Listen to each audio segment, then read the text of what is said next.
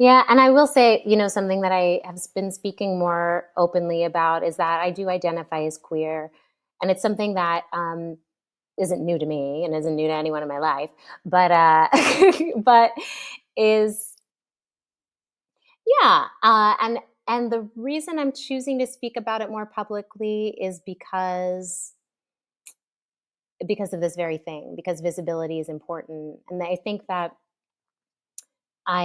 because of the way that I grew up, which was one are already sort of feeling hidden, like I had to hide a part of myself, my identity as a Black girl. Then I didn't even really allow myself to think about sexuality at all. I just sort of cut it all off. And then the first person who was like, "You're beautiful," I was like, "Okay." And then I was with them for 20 years.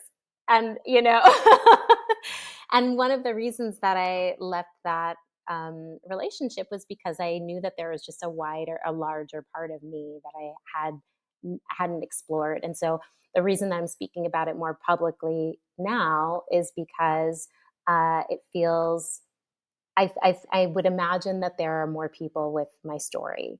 And that even though I am in a sort of heteronormative presenting relationship, there's more to who I am and there's more to my identity. And I've been thinking a lot about what it means to include that part of my identity into my life, even though it doesn't present that way.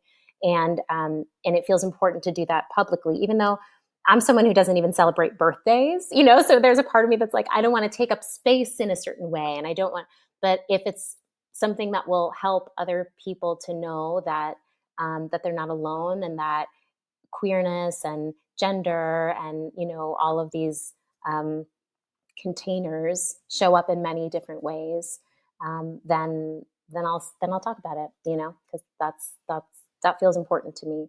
So to go back to your question, what I would say to a young person is um, to go to the people to go to the people who feel safe and to really trust that inner compass. And that even though we are in a world of social media where that tells us sort of we have to be loud and we have to do this, and there are certain rules about who we have to be and how we have to be none of it's true. And what matters most are the people you love and your relationships, and you know to really hold that sacred and to hold yourself sacred and honor yourself.